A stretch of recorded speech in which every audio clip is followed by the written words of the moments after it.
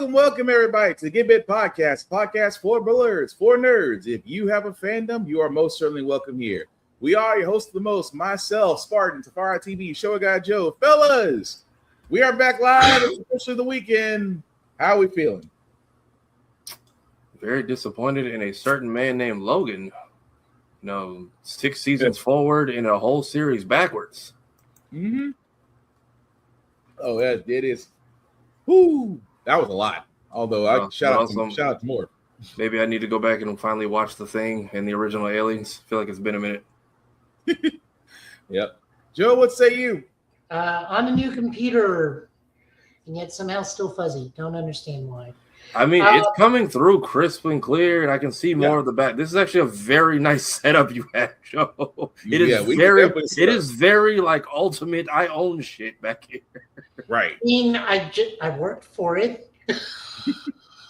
Very much the things you talk about. Like, I got a new toy. Now I see where they all go, and it's actually. This is just the combiner stuff. The Toku stuff is in another room. I have a Toku table. This is actually just my living room in general. This is why I can't wait for Joe to have a full room to where he shows everything he has. Yeah, no, I've done that before. It's a dope man cave you have, and now I can properly appreciate it. I try very hard. Thank you. But also props on the new toy. I hope yes. May your GPU and CPU run smoothly. Right. Yeah, I got it set in show pretty colors while things are going by my leg. Nice. No, I got a new computer last week. I bought it for my friend Ryan. Gave me a great deal for like $535 for like the new computer and the monitor. My monitor is now freaking huge, which is why I look so much shorter than I did last time because my monitor is huge. So my webcam is sitting up even higher. This is how most people see me at work anyways. Okay, so I moved mine down. So normally it's like raised up, I realized. So I tried eye level today. So we're all experimenting here. Nope. This is how most people see me at work when I need uppies for the shelf. Hey, if you come to BlurredCon, you saw what those women said. They specifically requested bench presses. I am just the messenger. Look, and I put that in that comment. It's like I always request uppies at work. I'm 5'5", and those shelves are high. Okay, well, if whatever muscle mommy gives you uppies, she then gets 3 minutes of playtime. So then it's benches and curls for you. I will let them know by a blinking monitor on my chest. Oh, dear God. But also, please. No, blinking red, you got to put me down.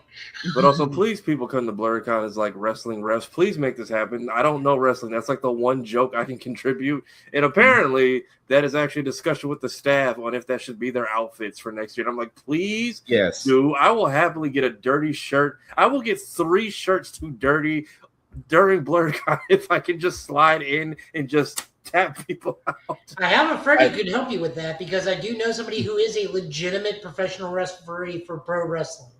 I also said somebody needs to, and I don't know if he had another persona or another character they can cosplay. Somebody needs to come as Zeus as one day and then Debo the next day. That would work. Well, I can see a few people doing that. My one thing I am very surprised about from DreamCon is I am not hearing anything about the Dragon Ball Xenoverse 3 stuff. You're hearing about it, just not from any of the people there, because I watched so much of that footage go up with like, look at the analyzation of Super. I'm like, are y'all crediting it? Because there's only one play. That was like small content creator like complaint. I was telling people, hey, if you're gonna play that demo, watermark everything, because I'm watching so many of these like Dragon Ball creators do these like deep dives in TikTok and I'm like, all this footage is for a fact coming from one place, meaning you're actively stalking these people and just snatching everything they post, but not tagging them or doing that lazy tag at the bottom where like it's covered by the caption. So there was some stuff, and I think some people did get footage recorded. I think they're waiting on it to get released to them. But as far as it goes, the Xenoverse activation went really well. I heard Bandai's actually very happy with it. I'm very curious to see how that goes at Camp Flog, though. I did not like Dragon Ball and the Tyler the Creator event doesn't seem like it doesn't go together. You just never expect to see it in your lifetime. Right. Now, I will say this. If you did get a chance to go to DreamCon, please let us know what you think. I know right now there is some negative news out there. Unfortunately, a lot of people who are not of the con environment, of not the blur, the nerd environment, decide to come out there for nefarious gains. we're not going to give them airtime. They're already getting all the attention they want right now. The attention they deserve. Now it's all shifted to Stream University. On top of that, Anime NYC with one W amongst like 49 other L's. Right. They have their new policy. And I said like 2 years ago, people are going to start either putting policies or banning them. And then John from RDC, who he's one of the heads of DreamCon, that's pretty much all he does. Mm-hmm. Was like, I see everything. Like, don't think I'm not peeping stuff. Like, we might need to gatekeep a little bit more next year, but like, we're still planning, we're still plotting. It was a good year. The gaming hall always does great. You may not see as much stuff come out of it, but as far as the indie game devs and the game developers and like the fighting tournaments, if you're looking for that stuff, it's there. It's just there's so many people creating content, so many viral, like the Pot of Greed video. That shit said I was crying at that because that dude was just walking around. Like there's so many different things going on. So like, even if you don't see a lot come out of it, that doesn't mean it didn't do well. It just there's just so much happening at once that is actually good. Right. But yeah, I did see some Xenoverse gameplay coming out of there, and we'll see more coming out at I forget what the next thing they're at, but people are already doing. I'm seeing a lot of Xenoverse think pieces on why is this here and look at the HUD, and I'm just like, damn, it's that serious? Like they when it comes to Dragon Ball Xenoverse, like I said, a game that has more support than Microsoft, Apple, and most operating systems combined. That's saying a lot. But no, seriously about DreamCon, I love the fact that so many people got to experience cons for the first time. So people got to cosplay for the first time. I've heard, from a lot of people that have actually posted on social media about it. It was a great success. I'm just saying, guys, if that was your first con experience, hopefully you get to go to more, not just DreamCon, BlurCon, HBCU Con. There's an entire listing, which we will get a listing of those for all those that are interested. Because they turned the Black Viltrumite racist tweets into a meme, and that is just hilarious. They had a whole group of Viltrumite. They had. I love that cosplay meetups are becoming a thing. Like one of my friends got to host the Sonic meetup and then host her first panel, which was dope. But the Black Viltrumites, that was great. That was freaking great. I am not complaining about that. But like we said, if you got to go to DreamCon, hopefully you did. Let us know what you guys thought about your experience. If you want to go, look, at this point, this is how sometimes cons go. Once they get popular, hey, go ahead and get your tickets, airfare, and all that stuff. And, of course, go to Tafara TV because he has rules of going to the con, how to plan for a con, what to do at a con, what to do post-con, and, of course, the rules, what you should be following anyway. So, again, let us know what you guys thought about DreamCon. And, of course, if you are going to cons, let us know. And we will post a link up to all the cons that you should be visiting. Thanks to Hellspawn Cosplay. We'll get that up momentarily. But as you know, guys, we do show trailers that sometimes may be too intense for younger viewers. So viewer discretion is advised. And, well, we're all older, so words are going to fly. That being said, we do have our first trailer of the night for Kamen Rider Myth as they are going over the cast and getting to know the newest addition to the Kamen Rider universe. 緊急特報仮面ライダーマイス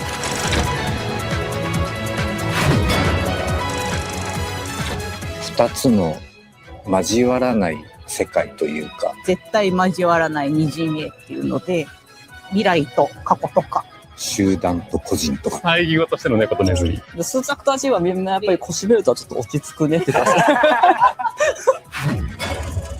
ーパーマイスターっていう役なので安心感安定感一筋縄ではいかない雰囲気も漂いつつっていう強いヒロインであるってことと主人公の守るべき相手であるっていうことといろいろ背負っていくヒロインなので仮面ライダーマイス音住空役の秋谷郁穂です水木ゆな役堀川莉子です。ユナの執事で専属マイスター。考え方で言ったらヒーローに近いんじゃないかと。型にはまらない正義のために変身しているのではなくて地図になっているんです実は。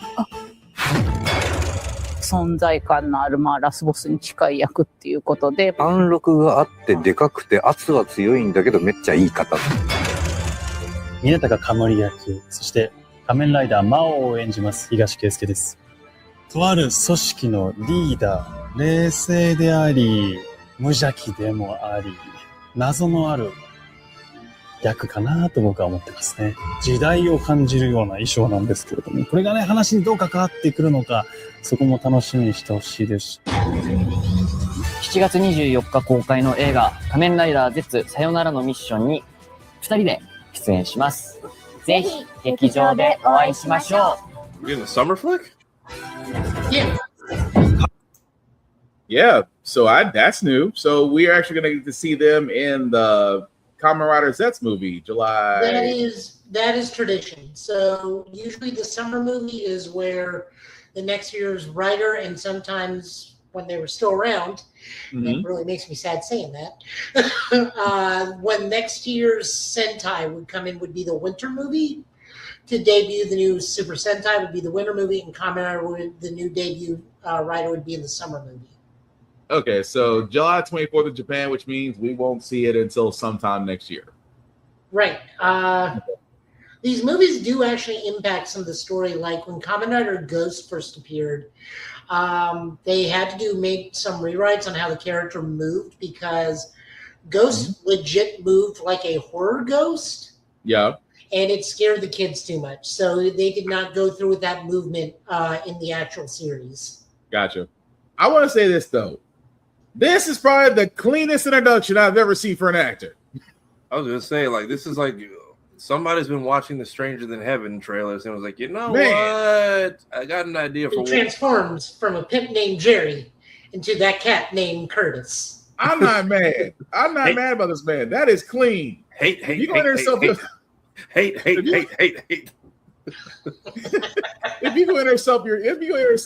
the costume has a no, sir. That costume is clean. For you to be the villain and you like, you know what? If I'm gonna be the villain, I'm gonna be a sharp ass villain. I am not knocking him for that. But no, yeah, but it's giving Fight for New York just a little bit. Yeah, but no.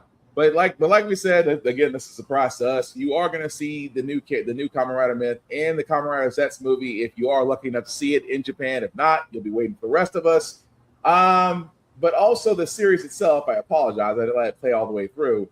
Looks like it's going to be August the 4th at 11 o'clock Japan time. So that would be what, us 3 something, Joe? 6 hours ahead and flip the thing. So. Because I think this is dual cast, right? This is going to be dual cast again. So this will probably still air around the same time as we do. They'll probably just delay our airing. Gotcha. So I'm trying to think. Japan time, they're 6 hours ahead of them. Are they 6 hours ahead of us or 8? 2 hours.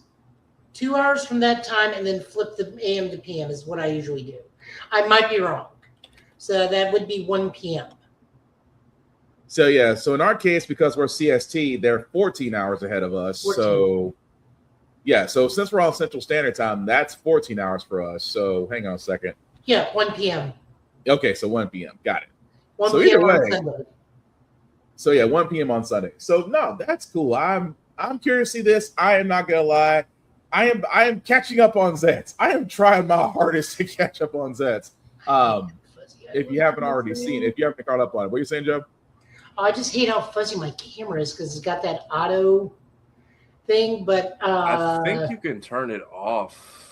Yeah, no longer because I'm on Windows 11, and Windows 11 does not run the camera thing. I have to go and do the camera. Oh, you gotta go. You gotta go through settings. So you have to go through. In StreamYard, can't you do it? Can't you? In StreamYard, you can change it. Quiet you. In StreamYard, you can change the to 720 or lower. Okay. So you can change it in the camera options at the bottom if you go to your devices and hit that wheel, and then go to your visual and then go to your camera. It should give you the ability to change the camera resolution. That might help a little bit. But I know for Windows, which I'll work with you, Joe, because Windows 11 is funny when it comes to camera. You want to turn the sharpness either up or down, and I forget which one it is. You might need to go try down. I'm at 8 right now. Does let you go to 5?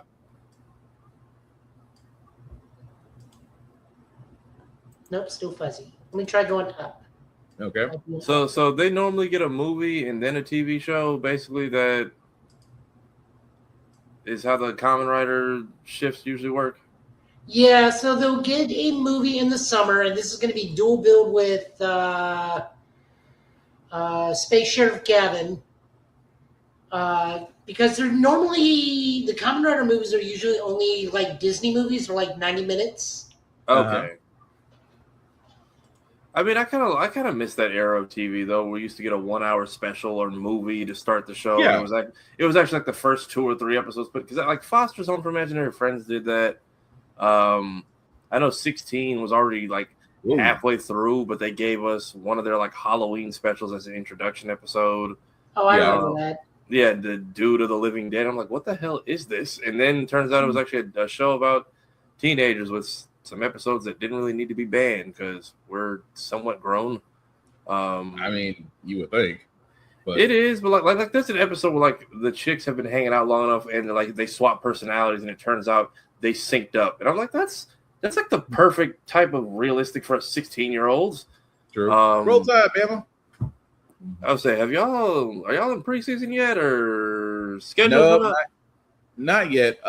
We are college football. I think it's still 3 weeks out. And LeBron has just got the entire NBA in a chokehold. Oh yeah, that's a whole nother story of this. Just let that man retire. But anyway, speaking of things that we're looking forward to, I'm surprised, and I kind of forgot about this. The Proud Family is coming back with their season 4 trailer for the Proud Family, Louder and Prouder. And they don't seem to miss on the trailers. Yep, I'm glad y'all at least getting the send-off. 4 seasons seems to be the magic number. Penny, drop BB off at school. And I want brisket tonight. And Sugar Mama can use pedicure. I get that you're upset that I ran away, but I came back. What's the big deal? We've been halfway around the world looking for these 2 kids. They've got to learn a lesson. Oscar, this is a violence-free zone. Well, then keep Sugar Mama out of here. Boy, you better be glad they're cameras. We just want to know we're an important part of your life. The same way you're important to us. That's Kobe it. jersey? Let's go. Here we are, Dinosaur and Donut Land. Anthony Anderson. Sugar Mama, why don't you join our team? Oh, y'all know I'm too old for that. You too old to be breathing, but that's never stopped you. You know what, Oscar? Doggone it, I'm going to do it. It's my chance to do something nobody has ever done. Everybody grab your wigs! Hey, Trudy, you got to see this. Oh, yeah, that's how we do it. Hello, Miss Mariah. I got this. What are you going to do, old lady? You can't hurt me.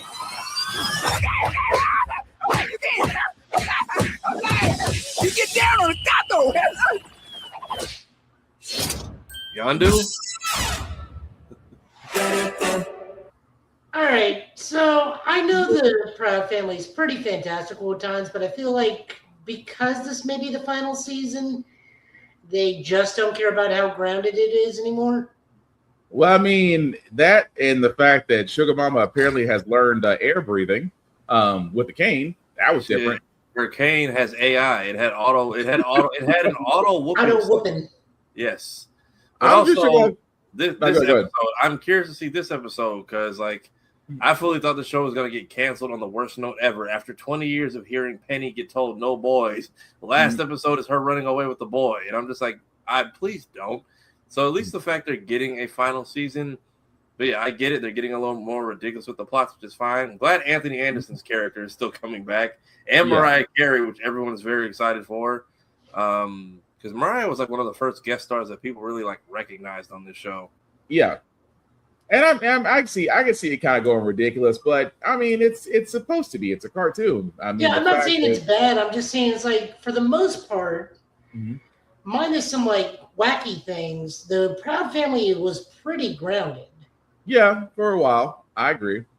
But the whole idea of just them, I mean, is them going off the walls. I guess because it's the final season, you can just have. I'm not saying have fun with it, but just hey, if you're gonna go extreme, what's to stop you? It's not like you don't have another season. Yeah, because they had the weird 2 secret agent episodes last season that I felt like it could have been swapped out. And then I see, it said JB Smooth, and there's a lot more guests coming in this time. I'm hoping it's 10 episodes and not 9, because that seems to be the magic number lately on all the Disney Plus stuff, which is also kind of weird. I'm also hoping we get to see some of these stories wrap up if this is really we're done for a second time. And I know they have like a Christmas special coming out later in the year. I would like to see what is the character Phil Lamar played that is now played by E.J. Johnson.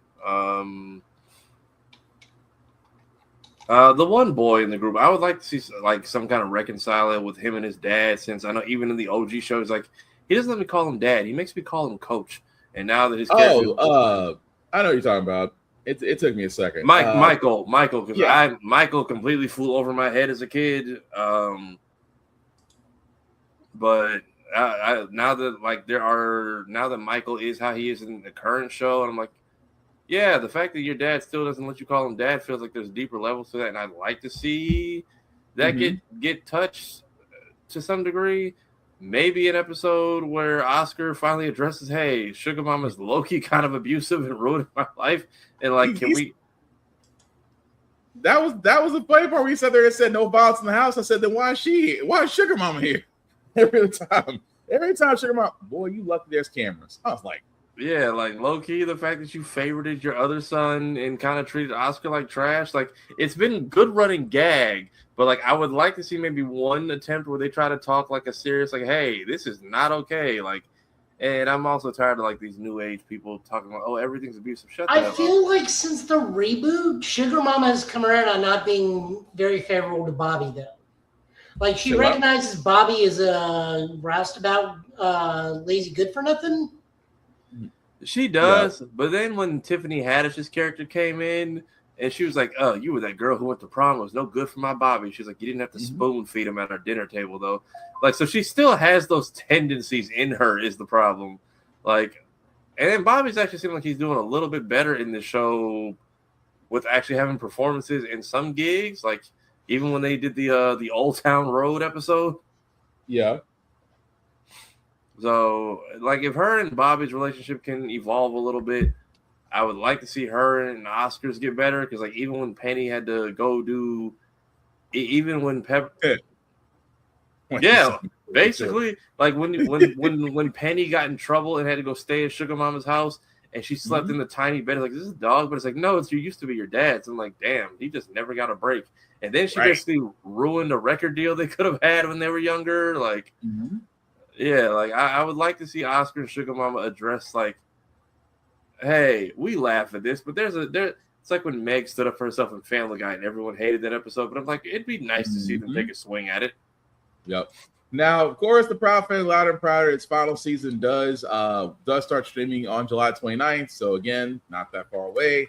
But yeah, it's kind of hard to see a show that we're used to. Then it was in limbo for a second, and now all of a sudden we're getting the final season. So like I said, enjoy it while we can, because Disney's quick to move and add stuff, especially with D23 coming. But switching to video games for a second, we do have some Fatal Fury Sea of the Wolves news, especially with the new season. And I can't believe we're already headed towards season 3. Yeah. I feel like we just got this game. So that he literally says that in the Fatal Fury movie. Yeah. Okay. Yeah, he does. So for that was the intro. Again, we saw new characters being added to the already growing roster. One of them actually just literally 4 hours ago actually showed the intro to one of the newest characters of season 3. His name is Rick Stroud, and this is the trailer.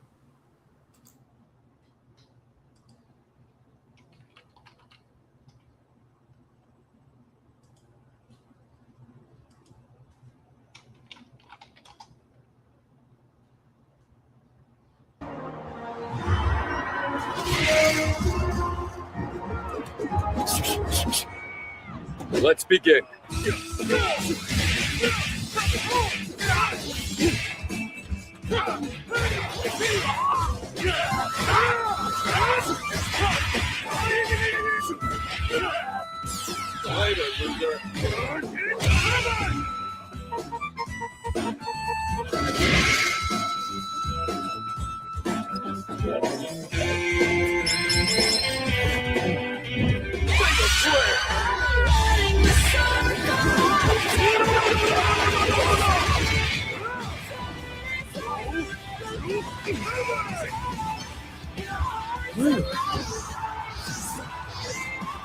Don't underestimate me. Fatal Fury, City of the Wolves.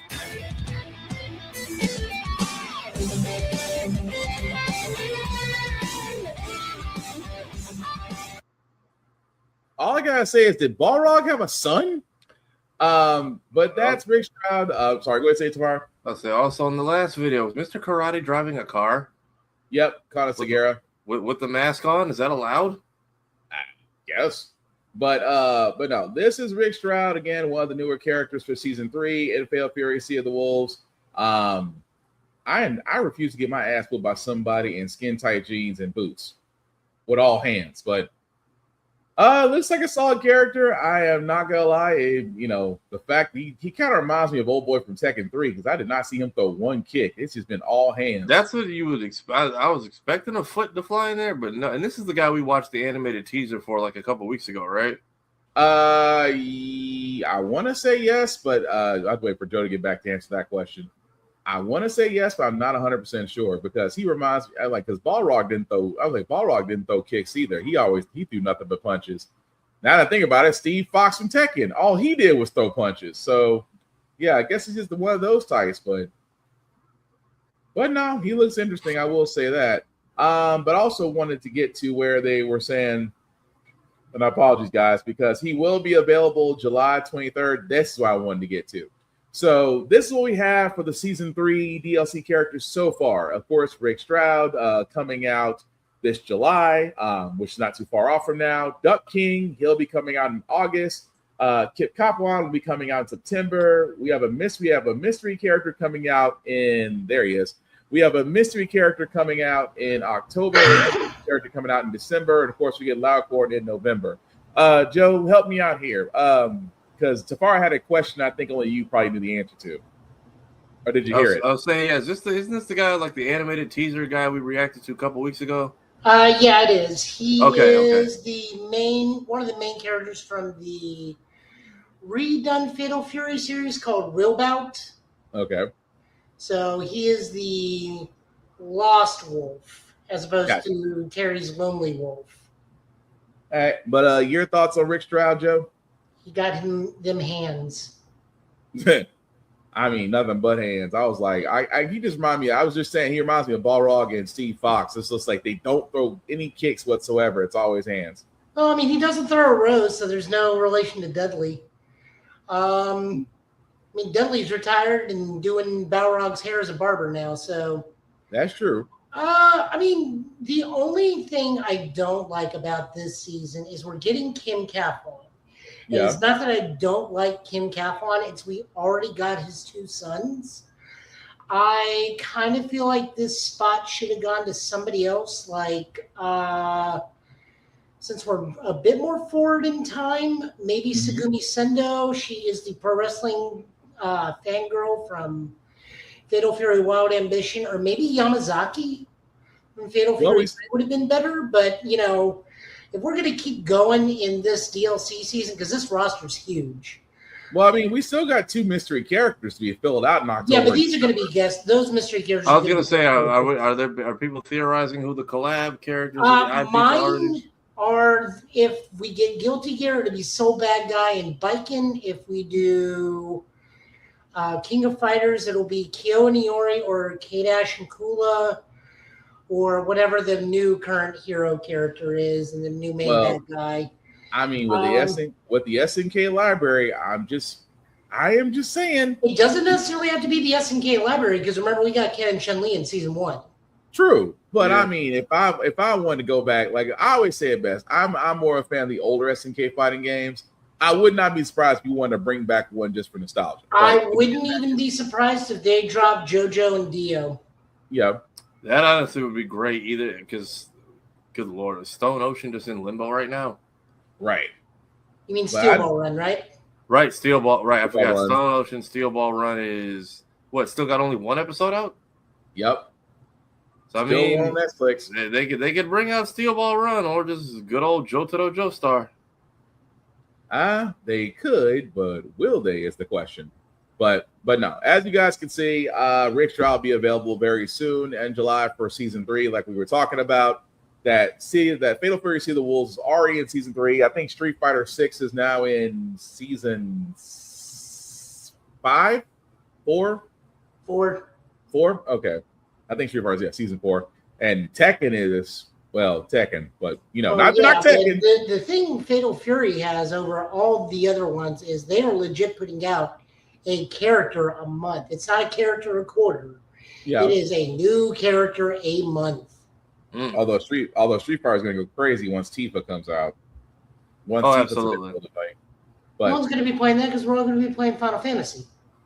Does Tifa come out before or after? She comes out after. Say what? She's probably going to drop concurrently with the game. With crap, I forgot what the Revelation.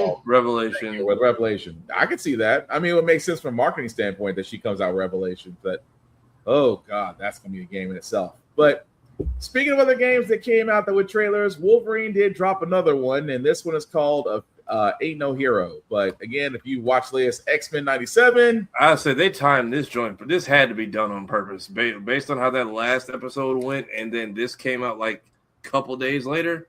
Yeah. So if you haven't seen it, here's the trailer. I've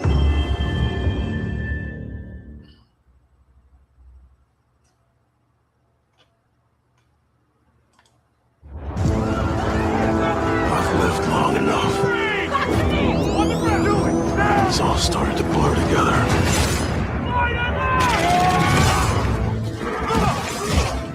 Every fight. Every death.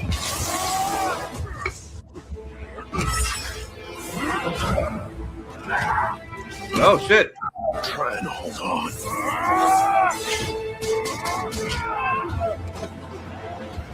I can feel it. He's not going to be in Rush Hour 3.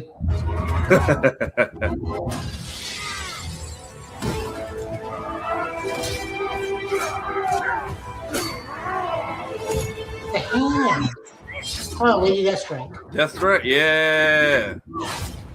You working for the man? She works for the hand sometimes. Ooh, the claw marks. Not the photo. Oh. That's gone. Oh no. Nothing left except rage.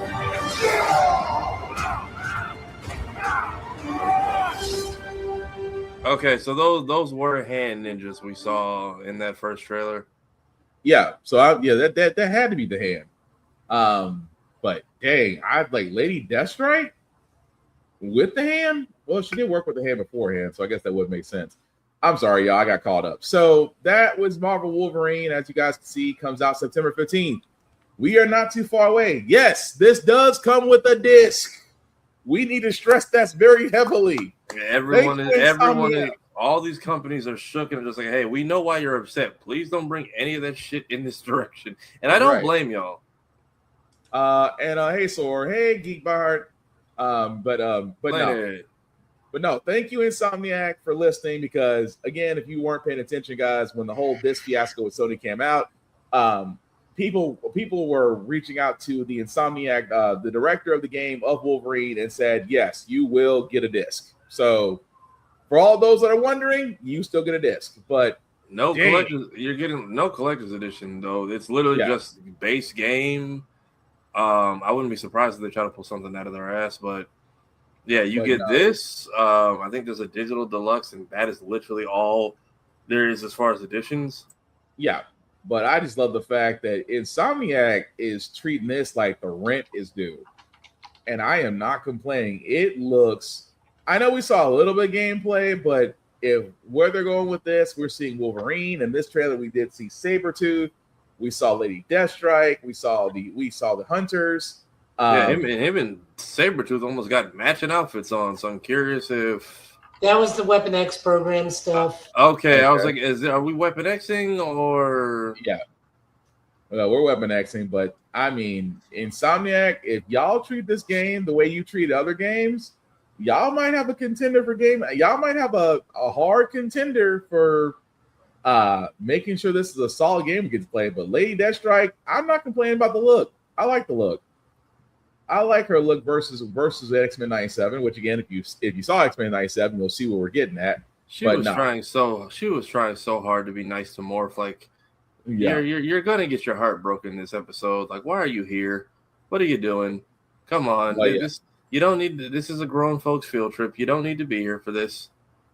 But Wolverine does look great. I can't wait to play it. Joe, any thoughts on it? I mean, I'm definitely gonna play it. That goes without saying. No,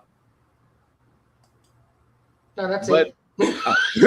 Okay. Yeah, so we're getting Weapon X. Apparently they're rounding up mutants. I'm guessing all the Weapon X people we're gonna see where they ended up post-program. So maybe that is a flashback with Sabretooth, and maybe Deathstrike is now hanging with the Hand in Japan, which I'm curious what takes us to Japan.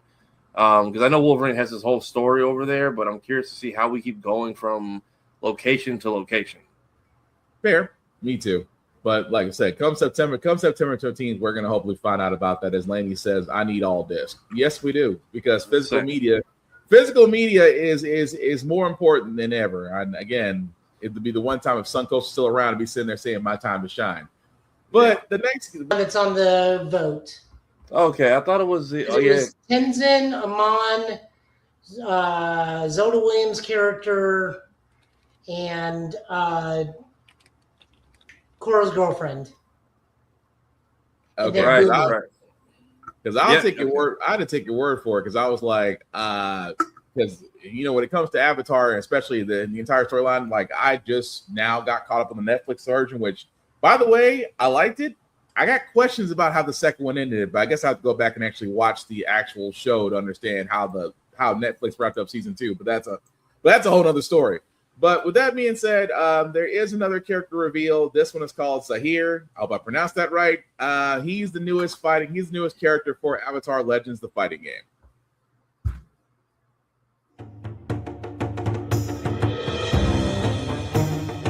It is time for a new era. I'll do the world a favor today.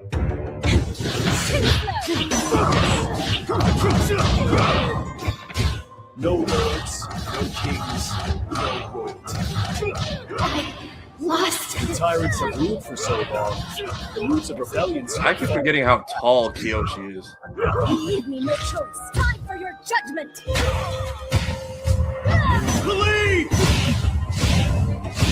The Red Lotus will restore freedom to the world. Believe!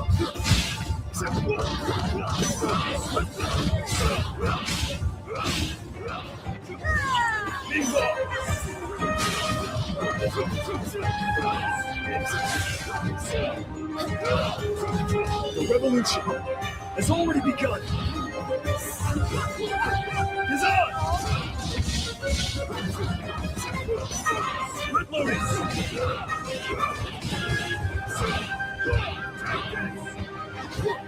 You can't fight both me and yourself at the same time.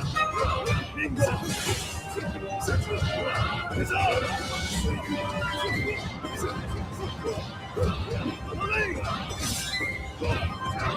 You think your power has limits. I say it's limitless. You will be the last. Jesus. Oh, our path is a righteous one. The oxygen removal technique.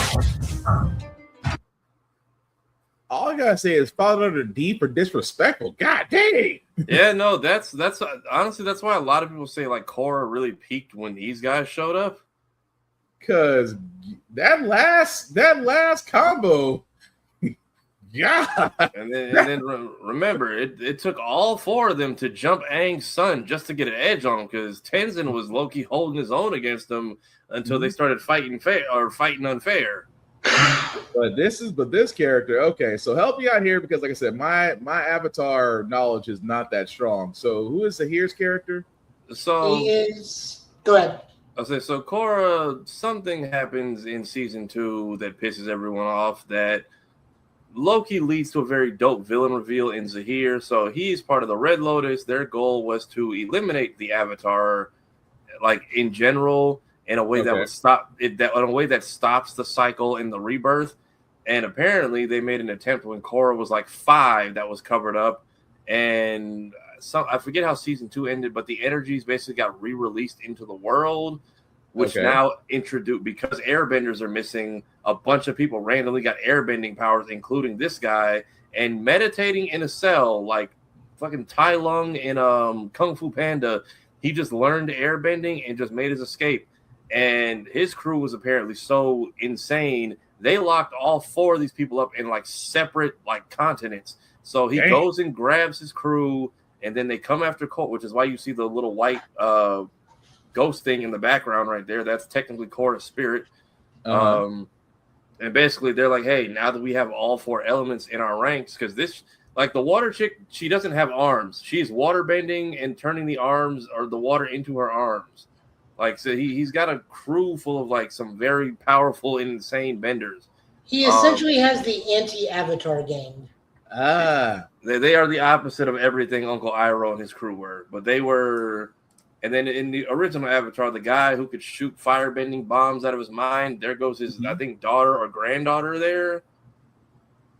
So this is basically the hateocracy for Avatar. Yes, the hateocracy with third-generation Fire Force pyrotechnic powers with the chick who also gets possibly the most violent death in the show. Zahir also causes one of the most violent deaths because he just airbends the air out of somebody's lungs completely. Yes, he also his Zahir had some feats. He escaped prison, broke out all his friends, murdered the Earth Kingdom's queen. Apparently mastered the ability to fly. The ability to fly, mastered the ability to fly after they killed his girlfriend. He's like, you must release all attachments. And then she gets her head blown off. He's like, well, I got nothing else. Time to float. Damn. But yeah, and then they were almost successful in Zahir and his crew were so effective. The aftermath of their stuff was basically why Korra struggled so much in the final season. And they kind of peaked there, and then it kind of just like season 4 was like one big epilogue. I'm curious to see how this new show takes off, but Zahir is not to be taken lightly. Like, he was very much a credible threat, and then they showed up to one of the air temples because now Tenzin's Aang's son Tenzin is like, oh snap, we have air nomads to teach finally. They show up to the temple, and he decides he's going to take them on solo, and he's doing well until they jump him. Like, they had to get like an unfair advantage because he was low-key holding his own. Like, he was showing you, I am the Avatar's child. Like, do not mess with me.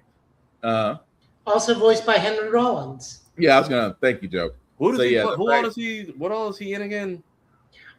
He was the gym trainer in Def Jam Fight for New York. Yeah. He is also a punk rock advocate. He was also in Brutal Legend. He voiced somebody in Brutal Legend. I cannot think of the character's name.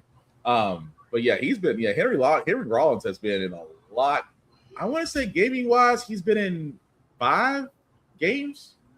Yeah, I think 6 games. But yeah, this trailer very much captured the disrespect and not to be played with that is Zahir and Korra. Because even I was like, season 2 was like, why did we get rid of the entire Avatar lineage? Nice.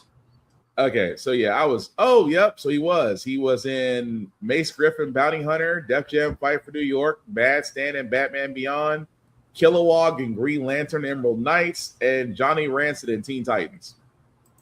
So dang, he had quite the voice lineup. But as you can see, guys, not to get too for it. So he is going to be a part of Avatar Legends: The Fighting Game. As you can see, we'll be releasing July 23rd, 6 days from now. Available for the PS5, Xbox Series X, and Steam. As you can see, standard deluxe editions are $29.99, which again, $30 for a fighting game is unheard of, but actually fairly priced.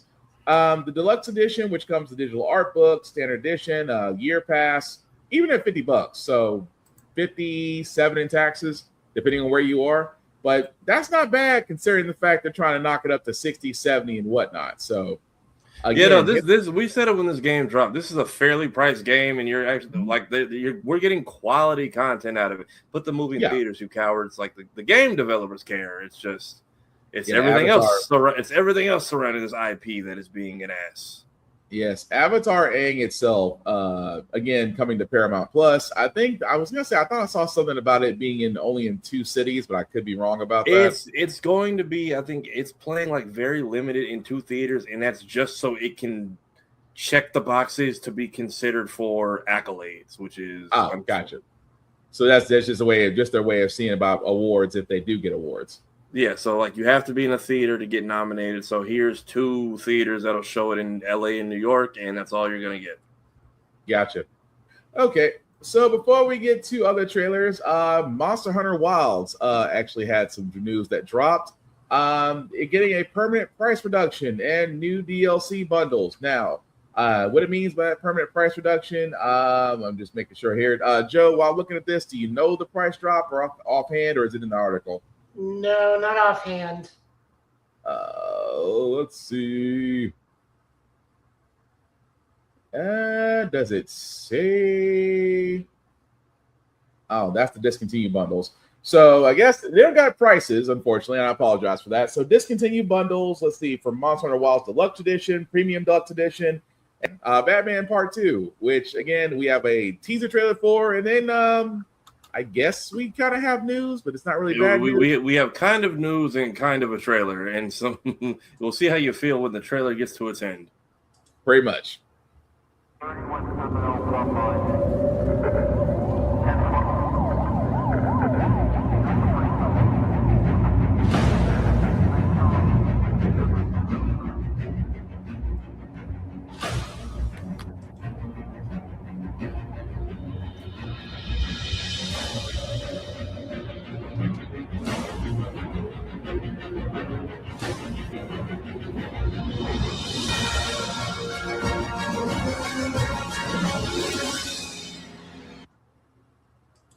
And that's it. Yeah, they basically this was a camera test, and we see a little bit of the snow, and apparently Kojima tweeted this out because I guess he's even excited. Yep, as you can see, people are going to be wondering. It's like, wait, why does it say 2028? Well, the reason why it says February 18, 2028 is because the movie has been pushed back. It was slated to come out in 2027. However, they did. I want to see if they did give a reason for that. Now that I think about it, if there was a reason for the pushback, and nope, because Warner Brothers changed their slate. Sorry. So the reason why the Batman Part 2, according to Deadline, has been pushed back is because Warner Brothers has a cascade of changing release dates that are slated to move back farther than anticipated. Now, keep in mind, this is the same Paramount that's trying to basically buy Skydance, and everything else is coming with it. Paramount and Warner Brothers, I should say. Sorry. In that $110 billion acquisition that is still up in flux, is the reason why a lot of the Paramount release movies are being pushed back, including the Batman Part 2, because, like we said, was supposed to come out in theaters October of next year. Unfortunately, will not be coming out until 2028. I'll be honest. If it comes back, even if it comes out in 3 years, I'm still watching it. Matt Reeves, same, yeah. This was a good live action year one. Like this really plays out like a detective story, even working up to that third act with where it basically he goes full Reddit moderator. Hey guys, I'm gonna get caught. You know what we gotta do? And I'm just like, okay, it's not. And then the actual like successful bombing of the Gotham, and then Penguin kind of following because I was Penguin showing the actual like aftermath because I was I'm like dumb guy brain. I'm like, y'all couldn't swim, but seeing like where Vic's house was, that like his house or his apartment was in like the T shape, so they just kept getting like bombarded against it with no. I'm like, okay, now I see how people drown in these scenarios and can't like just try to ride the coast until they get all right, like that was actually, yeah. The Riddler, what Riddler is like home ec as he was, very credible threat. Also mixing a lot of DC properties with our parents actually were sucky people. Because if you would play the Telltale Batman games, they kind of did the same thing. Like Thomas and Martha Wayne were low-key kind of extortionists and trash individuals who wronged the I always laugh that everybody figures out Martha Wayne's maiden name. It never ceased to have been. It's like, oh, she was in Arkham. Yes. If you and again, this is why I was sitting there telling folks when they first saw the Batman and you saw the Riddler going down the whole thing of going to Bruce Wayne and saying your family's responsible. Your father is not who like you said, Tafari. Your father is not who he says he is. Your father is this, and this. Your mother was insane. He had her committed. I love the fact that Matt Reeves took a Batman story. And again, I'm a Batman fan. I have sat there and said multiple times, as much as I'm a Batman fan in the world of DC, not everything has to be Batman. So when Matt Reeves took Batman on, I was like, okay, I'll watch it. And I wasn't disappointed. He still turned around and made this watchable. And then at the same time, again with the Penguin, love Colin Farrell's portrayal of the Penguin. Although everybody's like, oh, that's how it's so dirty. It's so dirty how he turned around and it's so dirty how he turned around and did old boy. But I'm like, it's the Penguin. I was mad at that too. I was like, come on, Vic, fight back, score. You're not just gonna choke. You're not just gonna choke me from the back of my neck in a public park. And that's the thing. And that's the thing, Lainey. And I tell people all this. This is the reason why I say the Batman actually pushed people to go read other Gotham comics because in one storyline, Martha's last name was Arkham to make her think that she was committed, hence Arkham Asylum. Martha Wayne's maiden name was Arkham in the story. That's why the Riddler was saying the whole thing about the orphanage wasn't what they thought it was. What they did to those children, what they what Thomas Wayne did to his wife. It was that whole thing. So that's the reason why that's such a different thing of story. But go ahead, Tafari. Yeah, if you play like the Telltale game, I think like Victoria, Vicky Vale was actually one of the kids, and it turns out her maiden name was she actually changed her name to Vale. Her real name is Victoria Arkham, and she becomes the leader of the Court of Owls, basically. Yeah, and then you have Penguin in that game is. Yeah, he's still a Cobblepot, but his family was one of the people that was what was it? He was one of the people that was screwed over. Yeah, or his parents were screwed over by Bruce's parents, and then he wants revenge because I think they had their own park and whatnot in Gotham. Yep. So you had the Cobblepots and Lady Arkham basically coming together and trying to take him down.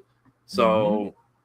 It's interesting. It's interesting between this and Superman, and even with My Adventures of Superman with, hey, let's try a story where the parents aren't that great of people. It's like the kids turned out okay or fight for justice. Right. The parents actually weren't all that great. Although I do love the fact that Hideo Kojima turned around and like Tafara said, even he's looking forward to the Batman Part 2. So yeah, I love that we all have just accepted that when Kojima tweets and doesn't put a caption, we just know that's a seal of approval. Right. Although at the same time, Kojima, we still need to know this horror game that you're coming up with. Jordan Peele, like what's going on? Because this horror game that you have, sir, Mr. Kojima, if you ever get the chance, or if you ever just happen to stumble upon our humble podcast. We gotta know this freaking video game you're coming up with that you're trying to base this off of horror. Because again, as much as I would love to have you back in Metal Gear Solid, I can understand why you and Konami will never see eye to eye. But Joe, any thoughts on the Batman 2 getting pushed back? It sucks, but I'm still gonna see it when it comes out. Fair.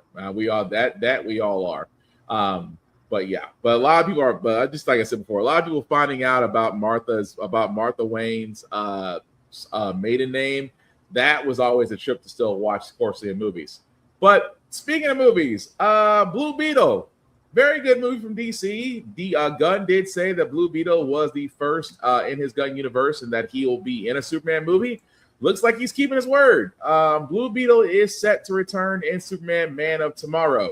Now, again, Blue Beetle was and still is, in my opinion, probably one of the better DC movies. I like the way they showed Jaime. I like the way that without the original Blue Beetle Ted Kord, you still showed a decent movie, which I'm not knocking. So it's only right that because of the success of Blue Beetle, we're probably going to see him in Man of Tomorrow. Again, I still think with the next Superman sequel movie, we're probably going to see a lot more DC characters get introduced, but I am definitely not complaining. Again, this is actually following the Supergirl film. Again, if you haven't seen Supergirl, please go see it if you can. It is a very, very well done movie, in my opinion. I know Tafari went to go see it. Joe, I think you went to go see it as well, right? I have not seen it yet. Oh, not seen it yet. My bad. But if you do get a chance to go see it, I highly recommend that you do. But fellas, are we really surprised about Blue Beetle showing up, considering the fact of how successful that movie was and the fact that Gunn is very high on the character? No, if anything, I treat this movie kind of like, depending on how they incorporate him in A Man of Tomorrow. I'm very much looking at him as movie 0 of the DCU because I feel like his movie was good. It was just in that weird spot of studio transitions and a strike, since he couldn't even really go on to promote it. So we just had to kind of like trust word of mouth to go see this. Very good film. Curious to see if they keep George Lopez's character at all as his hilarious uncle.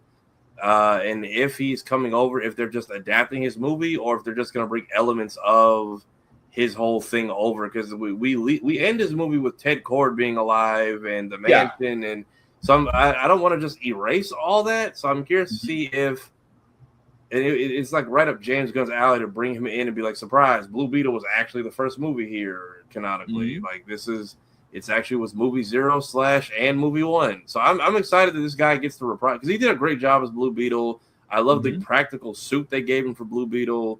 Right. And even just the way that he captured the relationship with him and the Scarab in that movie was really fun. I don't know. Shout out to the Buster Sword reference in Blue Beetle. Yes. Geek by Heart, I need to finish Silent Hill. The movie or the game, Lainey? Because the movie. Oh, Kojima, yeah. What are you saying? What are you saying, Kojima. She's talking about Kojima. Okay, but no. But Joe, what say you? Anything more you want to add to this as far as I need to know when he's doing the further adventures of Abuelita and have her team up during her cartel fighting days with GI Robot, so they can both fight need to see that. And cartels. I forgot about that. What was it again? Death to the something death to the. I don't know. They just like as soon as she handled the Gatling gun with such precision, she was like, "What did you do?" When it was Viva. It was something. She said death to something, and it was like your grandma had a life. Your grandma had a life before she became a Abuelita. But yeah, we never talked about Abuela's rebel fighter days or something she was like a rebel that. fighter. She held that chain gun like she's done it before. I'm just saying. But no, look, Gunn, if you ever want to hear anybody, GI Robot along with his grandma. I'm not saying it wouldn't make money, but it would. Oh, you mean the game? Oh, yeah. We were talking about the dude behind PT. Yeah, we were talking about Kojima earlier because we need to know what's going on with that game between him and that collaboration with Jordan Peele, Laney. But Silent Hill, the game, you mean? I'm guessing you mean Silent Hill F because you were playing that on Geek by Heart. I know you're playing Breath of the Wild right now, but yeah, if you do get a chance, Lenny on Geek by Heart, which can be found on all socials, she was playing Silent Hill F. She was going through it. Silent Hill, if you don't know, guys, that is a game that will, if you are not psychologically prepared, it will mess with you. But Lenny still plays it. Again, check out Geek by Heart as she's playing Breath of the Wild, right? I'm sorry, Tears of the Kingdom. My bad. She's playing Tears of the Kingdom right now. I know her husband Jay is going to be playing, because I know right now he's playing Metro. Not sure if he's streaming Metro. Lenny, please correct me if he is or not, because I know he's going to be jumping on Gears of War E-Day when that comes out. But Lenny, please correct me if I'm wrong. The combat system is crazy. I bet. But moving along, we got to talk about the dark. I'm going to throw this to Tafari because D23 is coming up. And Kingdom Hearts fans, which again, we know Kingdom Hearts 4 is coming. We here on the podcast have shown gameplay from it. We've talked about it. But now with Disney hosting their annual D23, which is basically their version of an annual showcase, we will see more of Kingdom Hearts 4. We discovered that it's going to be Saturday, which again is August the 15th. There we go. So yeah, a deep dive into Kingdom Hearts is scheduled for August 15th at 4:30 p.m. Pacific time. Now, this does not, they said a deep dive into Kingdom Hearts. Now, this doesn't say that they're going to talk about Kingdom Hearts 4. They may talk about Kingdom Hearts 4. They may talk about the entire journey of Sora. We're not 100% sure, but Safari, you're the Kingdom Hearts expert. What do you think? Yeah, this is because it's been excluded from D23 for the last couple of years, but the fact that we're getting a new collection set, minus the Switch game of Melody and Memory, and then we're getting Switch and PS4, and then we're finally celebrating the 25th anniversary because it feels like we got almost nothing in the last year or so. This is probably going to be like a look back into the world and just everything that this has been for the last quarter century. I also wouldn't be shocked if we maybe get a look at the first Disney World or Disney we own this IP type world, because even in the first trailer, people still think that's Endor because you can see the AT-AT foot and it looks like the forest from episode 6, which is a very random one to put in there. But there's also people thinking like we might get a reveal of Sora in a dark hallway and then Vader pops up like episode 4 style, or what is it, like Rogue One ending type deal. So I'm not sure what's going on. I just know people see that it's on the slate. It could be anything. It could be a super celebration. It could be nothing. We just hope that the game is on schedule, because now if there are delays, Kingdom Hearts Melody and Memory and 3 will, like Kingdom Hearts 3 will possibly be the last collector's edition I ever get to buy because Sony is on their bullshit. Yeah, fair enough. Joe, what say you about Kingdom Hearts 4 and possible inclusion at Disney D23? I mean, as long as they finally start showing some Final Fantasy stuff, I'll be fine. If not, I want them to start putting in older Disney cartoons or newer Disney cartoons into the world. I would love to see Sora try to deal with Doofenshmirtz at some point. Doofenshmirtz. That would be Keybladeinator.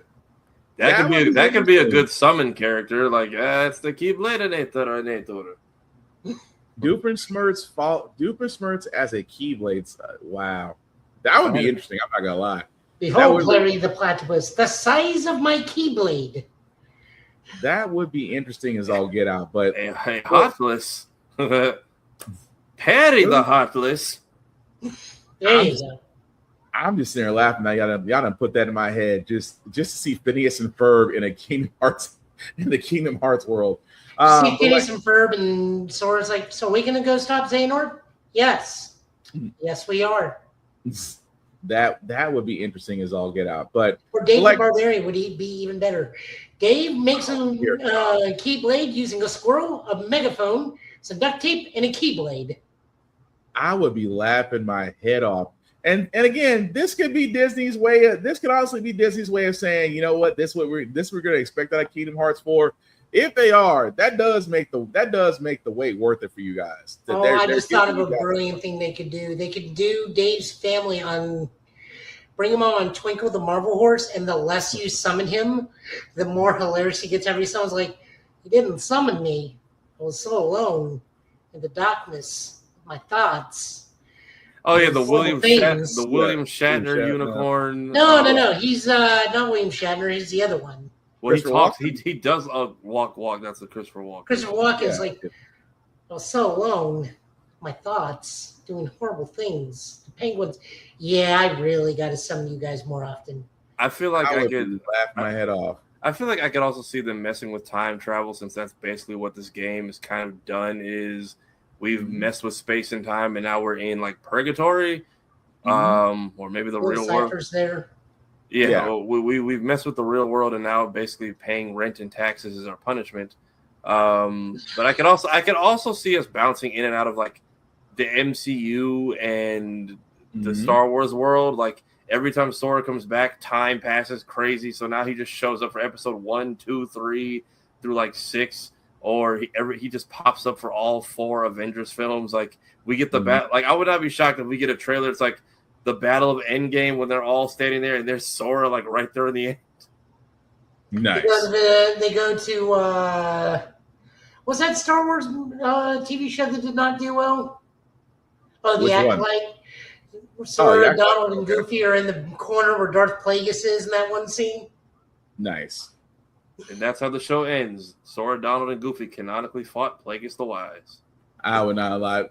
It's up, Red Rogers. Thanks for joining us, man.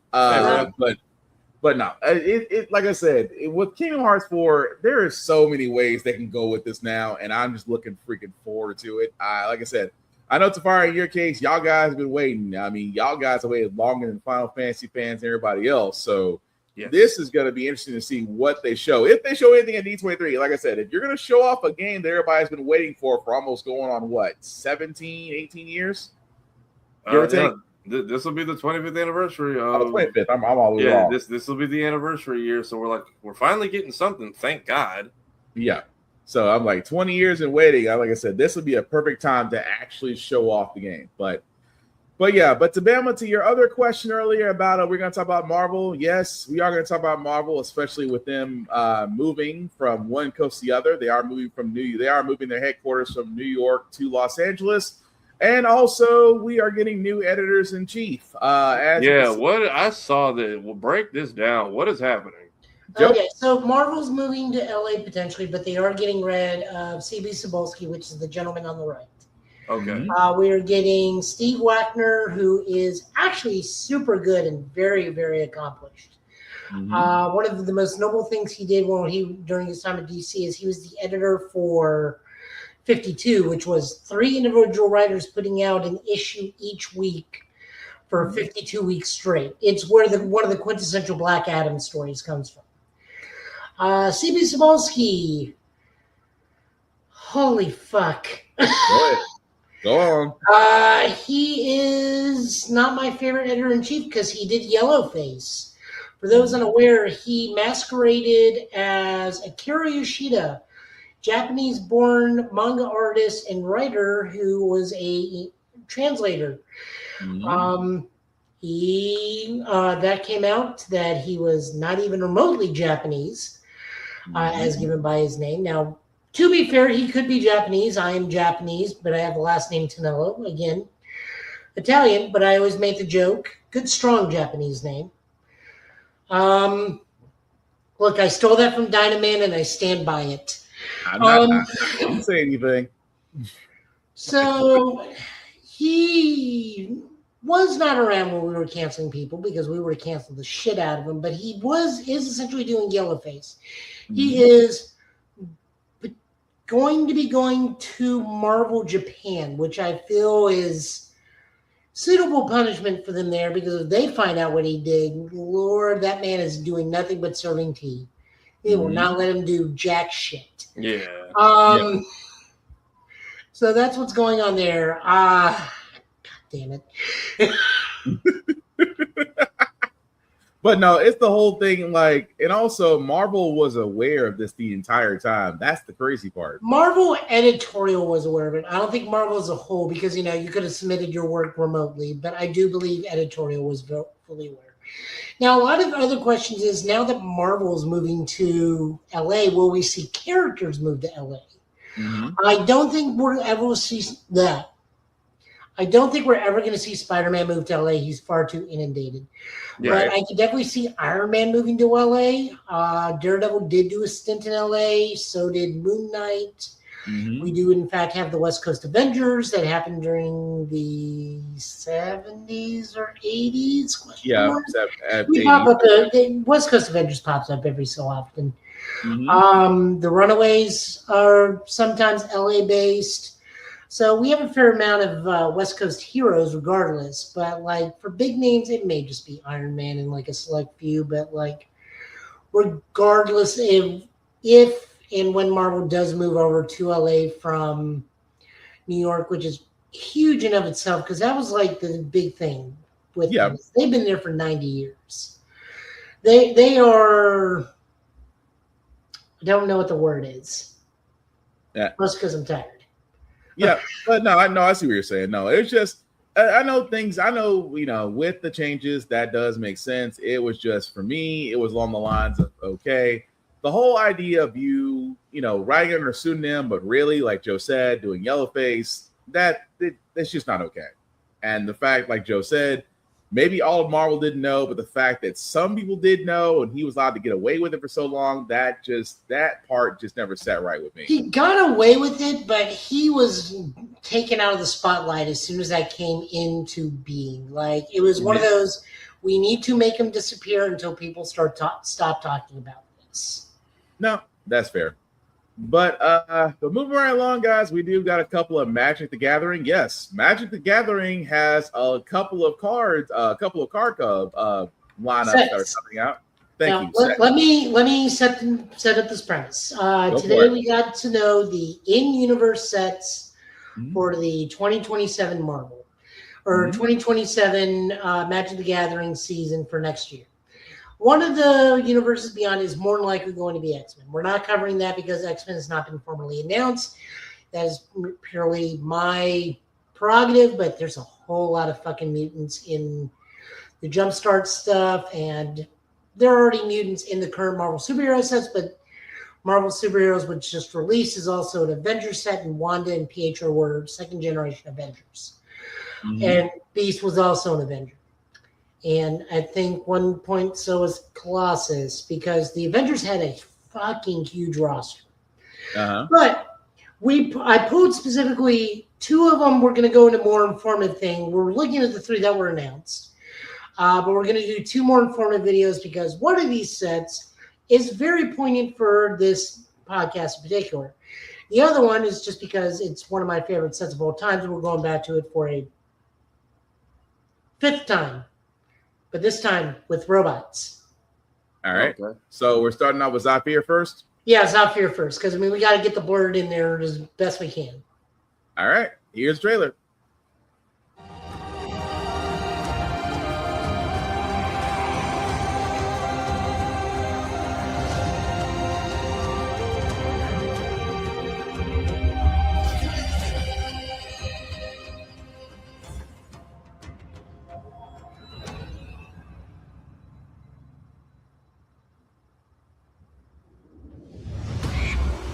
Zhalfir is a plane that has been a part of magic history for a very, very long time. It's a very highly magical place. This is a world that is powered by the light and the magic of 5 suns, so there's never night here. And this is contrasted with the spirit realm, where it is full of mystery, is full of dangers, where your ancestors and spirits go, and it is a world of eternal darkness. So there's lots of monstrous things and things that you have to protect yourself from, but ultimately it's a way to stay connected to your history. Zhalfir sort of overwrote Mirrodin's, but we didn't want it to overwrite what had come before it entirely. I want people to feel like this is untapped potential, only scratching the surface, not just of what Afro fantasy can be, but what magic can be.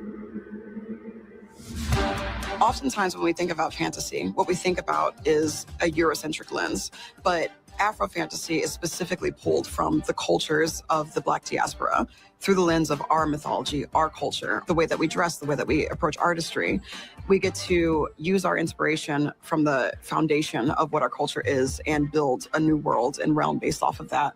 So I thought, perfect, blank slate, we can start fresh and really focus on making sure this stays as Afrocentric and authentic as possible. So we had cultural consultants, we had Afrofuturist authors, we had African history professors keeping us on track and making sure it stayed true to our vision. The challenge was doing enough research and making sure that we were marrying African culture and weapons and textile patterns and all of that stuff with that sprinkling of the Magic the Gathering aesthetic. This is one of my favorite parts of the set. At the heart is like this very rich culture and spirituality. I want ancestral connection. I want to see a spirit world. I want to see that rich tapestry of people represented. It's a very highly magical place. Being able to show something that's so spiritually and culturally significant in a very fantastical way was a really important part of the set. And the visuals are stunning.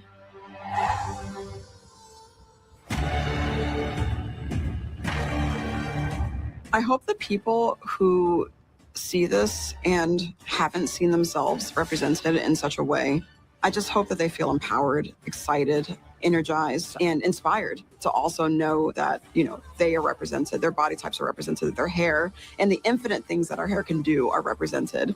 And I just want people to feel the joy that we felt while creating this set.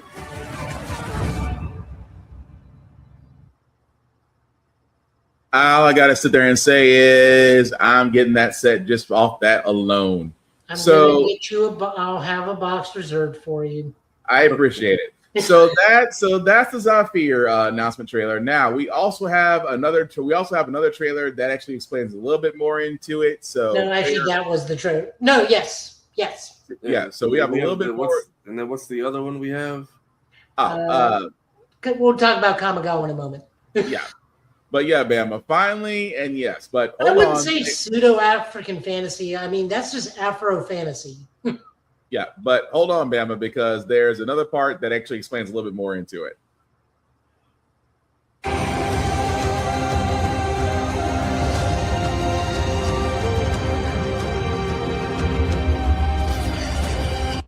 This very rich culture and spirituality. I want ancestral connection. I want to see a spirit world. I want to see that rich tapestry of.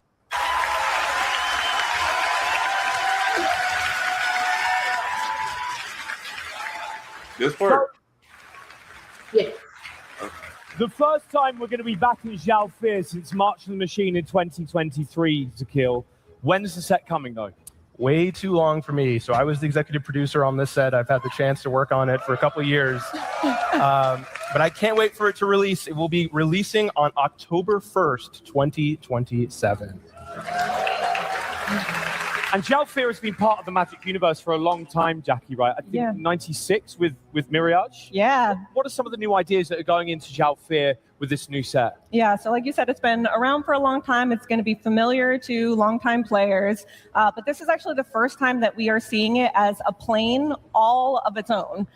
So for those who've been following the story, Teferi phased out Zhalfir during the first Phyrexia invasion to protect it. So it's been phased back in now, but it's not unchanged. It wasn't paused in time. Like the people of Zhalfir kept evolving and living during that time. And when it was phased back in, it actually emerged in the spot where Mirrodin had previously been.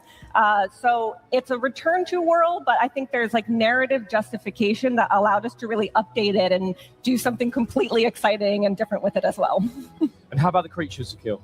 Yeah, absolutely. We spent so much time looking at the creatures and world building to try to create a new, fresh fresh feeling of this while still staying true to classic Magic. Yeah, I think for the creative team, we were so excited to have the opportunity to fully flesh out the culture of Zhalfir.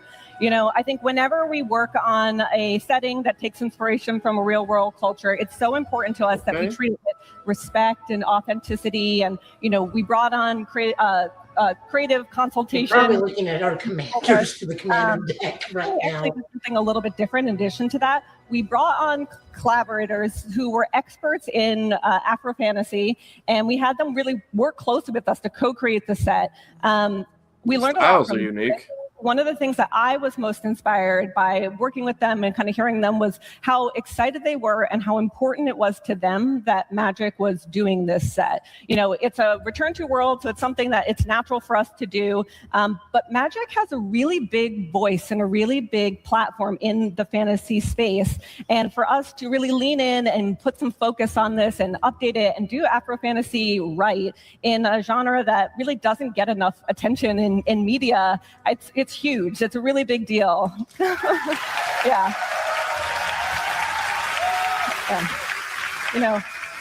I've worked on a lot of Magic sets, and this is probably the Magic set I feel most proud to be part of.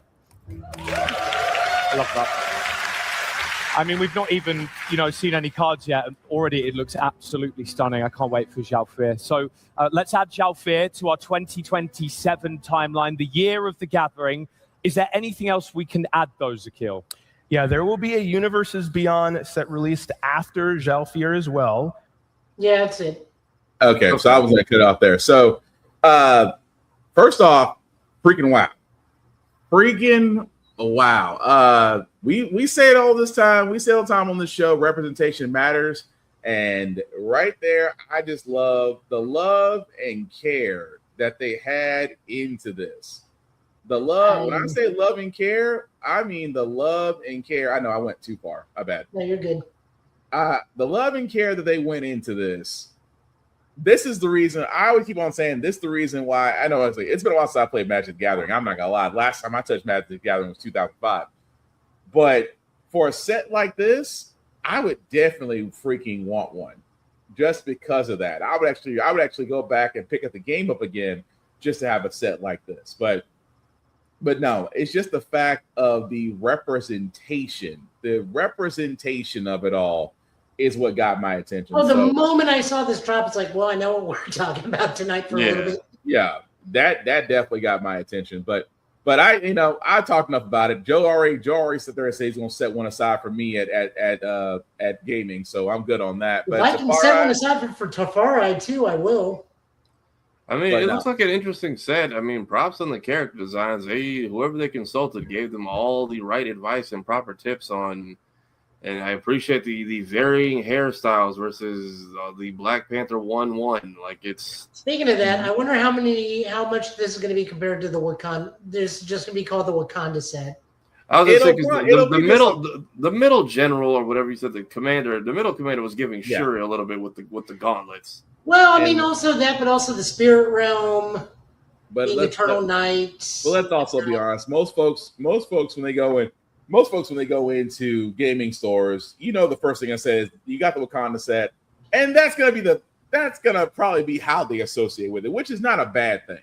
Yeah. But it's not a bad thing. But I can see some people going, "Do you got the Wakandian set for Magic the Gathering?" And then you guys say, "Oh, you mean Saphir?" And that's fine. That's at least recognition. This is a set this is a world that we never officially went to, from what I understand. This is one of those.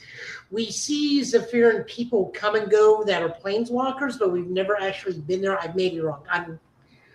To my knowledge, we have never actually had a Zephyr set. No, not that I can remember. But we've had people and creatures from that plane. Right, but not just never fully explored it. Right. So, but again, not bad. Mama, look, if you I always say it best, if you can do it, if you can think it, you can do it. So I will say this, just because that's not true. I thought about being 6 feet tall many a times. That's never happening.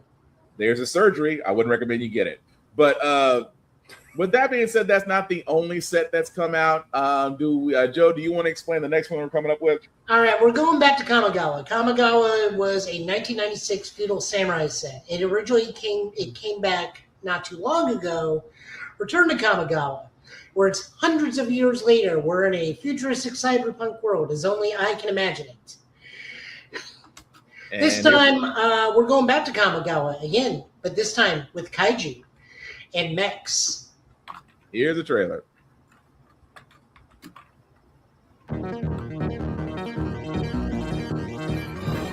I play ninjas from this.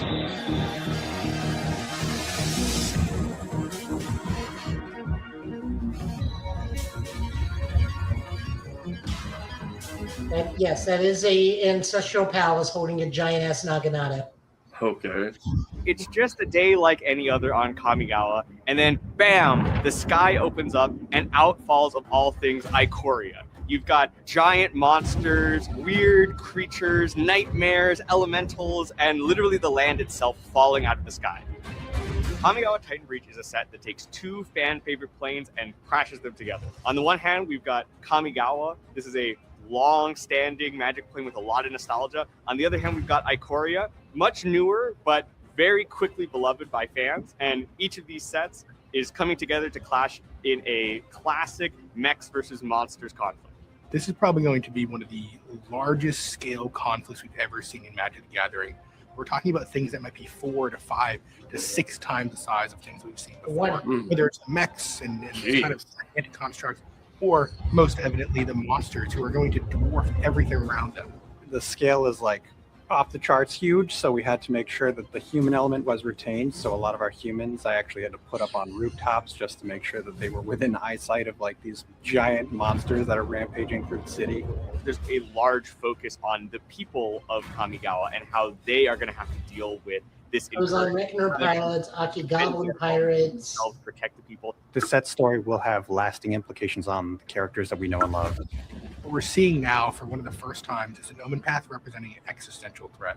It was very important to us when making the set that we weren't just taking mechs from one place and monsters from the other and smashing them together, but that this was really a true exploration of what would it mean for these worlds to combine. Kamigawa art. And what would that mean for the denizens? What would that mean for the characters? What would that mean for the magic of the two planes? And I think that we really were able to dive deep and fully flesh out this mashup of two settings into one really cool result.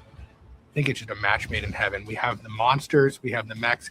What we get to do is take the amazing things that you expect from this epic conflict, but humanize it in the way that only Magic can.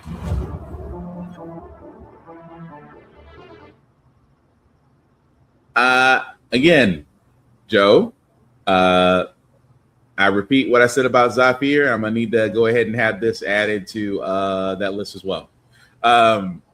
So that also being said, is this how the world of Gen Atlas came to be? Is it just a decayed Magic the Gathering world secretly? Well, it goes better than Gen Atlas itself. Might as well be. But that was Kamigawa Titan Breach. Again, freaking effing beautiful. How they came up with that. And again, representation as a freaking whole. And yes, there is more information on that. Bear with me 1 second because my computer wants to fight. So yeah, and this is them going into the explanation for that set as well. We can fast forward a little bit because some what we get to do is take the amazing. All right, 1 moment. When's it coming out, Jackie? All right, so the battle for Kamigawa begins June 4th, 2020. So 3 days before my birthday. Or 2027. Zakil, are we able to see a little bit more and just get a feel for Kamigawa Titan Breach? Yes, absolutely. So this set takes place on Kamigawa. Ikoria is invading for reasons that will become clear. Kamigawa is one of our most popular planes from Magic's history, so you'll see a lot of familiar locations and amazing architecture and landscapes. Although this time it is through the lens of an all-out planar war. Yeah, the environments are cool, but the monsters that we're going to get to see and the creature designs are so incredible. You got updated new Ikoria monsters and their bonders going head-to-head against these sleek Kamigawa mechs and their pilots. It's going to be sick. The big question is why and what led to this all-out war and what will come from it. Get ready to choose your side in June of next year. Brilliant. Okay, so let's add this to the 2027 timeline. You can see it on screen right now. 3 sets and 2 Magicons in the first 6 months of 2027. Truly the year of the gathering, would you not agree? Yeah. Giving us back in this video. All I can sit there and say is Magic the Gathering, and the reason why I stopped it, guys, because it looks like it's going right back into Saphir, so this might have been the first thing first. But with Kamigawa Titan Breach, Zafir, both are amazing looking Magic the Gathering sets. And as they said before, June 4th, we at Kamigawa, and then I think Zafir October 1st. Thank you. So I already know where I'm going to be at next year, bothering Joe for sets to make sure some sets are aside. I'm already going to be bothering him for that. There was also a third one as well that we're also going to play. This one is called Noctis, the Sucking Realm. And again, it just seems that MTG is cooking on all cylinders. But here's the trailer. And these are all coming out like a year from now? Yeah, this is the 2027 lineup. Okay, so they always do it like a full year out. Like, do they open pre-orders like what, weeks or how soon? Like, how long? Usually around 3 to 5 months out. Okay, I was like, how long are people in double dutch mode after these come out, like looking for pre-orders? I mean, if you can go to your local game store and ask, maybe they can set something up with you. Yeah, because I'm sure they'll get allocation. Because I'm already putting. I'll probably ask Jeff as soon as Oh, I would have to think they've already got wait list out for this. I would have to think they do, but well, I mean, it has to be, you go to the distributor and everything. It's a whole process. But yeah. I mean, there's a chance that if you go to your local OGS, you may be able to hey, can I go ahead and start dropping some money now and pre-order those things? I know you can't do pre-orders, but can I go ahead and drop a little money now in advance? Yeah. I know Navy, another tabletop game person like us. I know he is probably loving it if he doesn't already know about it, but I definitely know he'll get a kick out of that Magic Gathering set. But with that being said, guys, here is the trailer for Noctis. We get otters again. I'm not joking. Under the sea.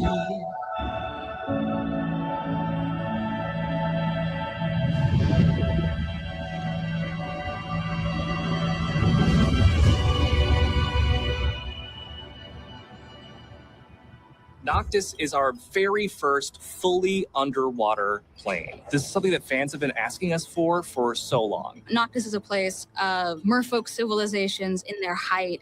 It is a place of many different fantasy species all coexisting together. But it is also a place where an apocalyptic danger lurks at the bottom of the ocean. As far as gameplay elements go, we wanted to really stay grounded in traditional Magic gameplay. It's all the familiar things that you'd expect, plus this awesome environment, all these cool creatures that you can see, and huge visual spectacles as well. This is a fully featured, deep, layered, high fantasy world, bursting with color and cultures. Beyond the merfolk, our set is populated with tons of other different creatures. The humans are really the outsiders. To place an entire world in a place where everything is buoyant, it changes the game so much at its fundamental level. The first major unique thing about Noctis is that it's the first main set release, possibly ever, arguably, that doesn't have flying as a mechanic, since we're all underwater all the time. We actually have a brand new mechanic, which I won't tell you too much about yet, that is an evasive mechanic that sort of takes the place of flying. We have I bet you it's called dive. Payoff. So probably. There's quite a bit of diversity and variety down in the ocean. We have kelp forests for green, and we have the dark abyss, and we have whale falls, graveyards of bones. In the end, we have an experience that's much more similar to a traditional Magic set from a color balance perspective than you might initially expect. There's a huge... What are all the things that I could discover? Get Aquaman. It's so different, but that is what makes it so exciting. The set is just a ton of fun.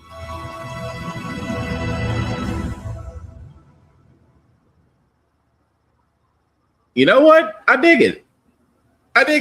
It's creative. It's creative. I'll give them that.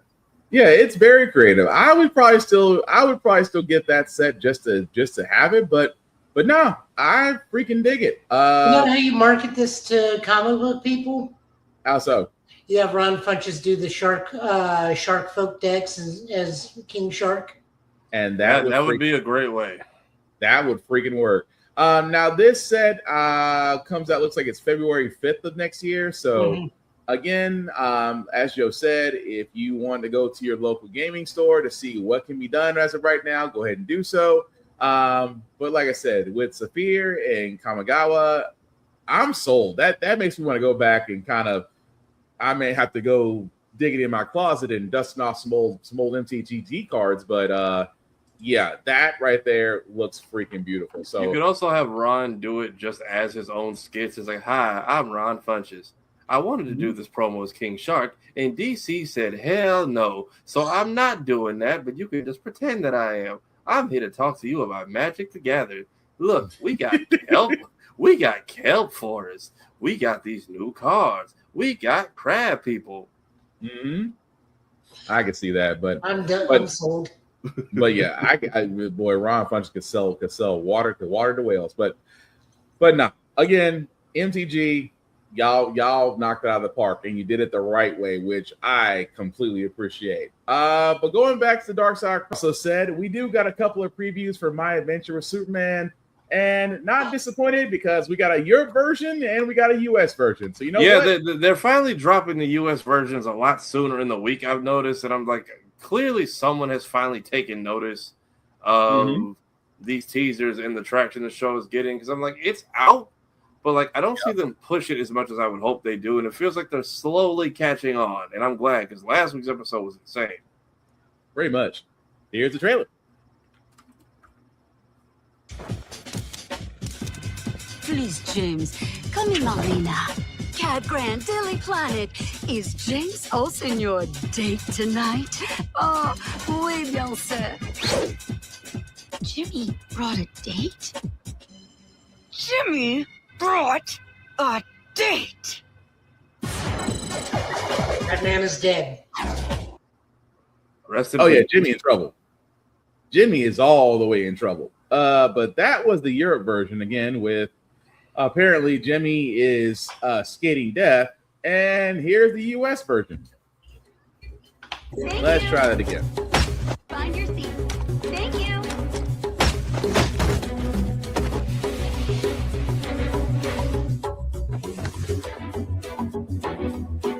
Fox to Vulture. Entryway has been secured. Kara, can you believe these are the bones of a blue whale, Earth's largest living animal? Flip, why don't you tell Uh-oh. Flip? Hey, Clark, won't you miss Kara's? Don't worry, I'll be back before Kara's award. I promise. Flip?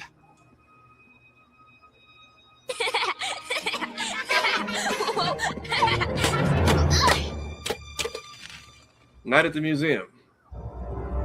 What's all this? Who's there?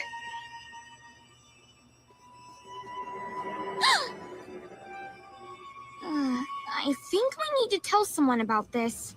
Like who? Flip? Kids? Anyone?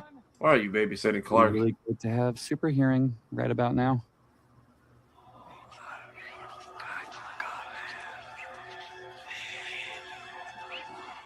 Dad? Flip? Stop being creepy.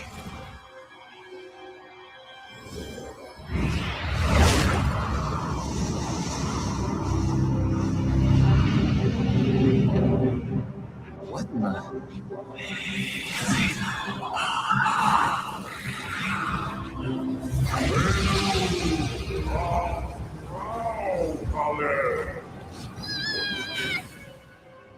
Flip!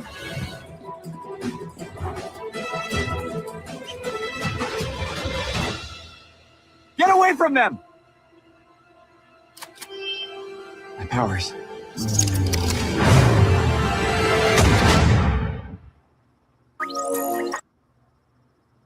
You know what? This is the one time the U.S. actually showed a little bit more than the Europe. Yeah, like clearly there was a discussion and someone's like, all right, like the UK team is showing us up, man. Like this, it's made here and based here. Let's get it together.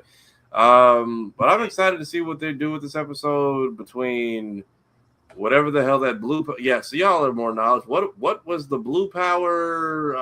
So along with Kara basically being confirmed to be future Gohan.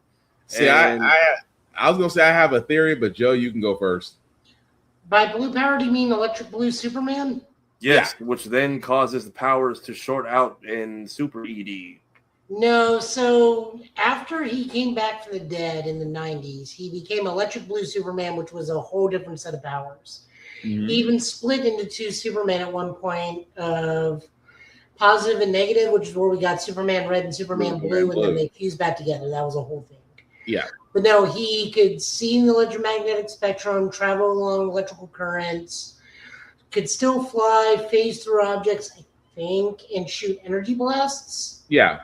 So Clark in this state, I guess, is just going to be Electric Blue Superman for a little bit. Seems like it. I don't know if anything doesn't hit with him losing his Kryptonian powers is they just reinvented the wheel for a little bit because they just want to change Superman for a while. Yeah. And that's really all Blue Superman is. I mean, currently right now in the books, John Kent actually has the Electric Blue powers as like a Super Saiyan mode for a bit. Yeah. Although Rev Rogers, have y'all seen the show in the movie where she raw truck Turner? She raw Rod Truck Turner. You're going to be a bit more specific. That woman is not to be trifled with under any circumstances when she was alive. You gotta, Rod. I was about to say, Rev, you might gotta explain that one because I'm trying to think. A movie where she Rod Truck Turner. I'm trying to remember what that one is, but yeah, but no. But as far as the show, I'm curious to see how we're gonna do the rest of the season because now we have potentially created another John Kent or an alternate future, or we're just gonna have 15 different Johns coming back from the future because. This time we created Jonathan Lane, who now has the eye scar, which matches the opening credits. I fully thought he was just going to erase himself.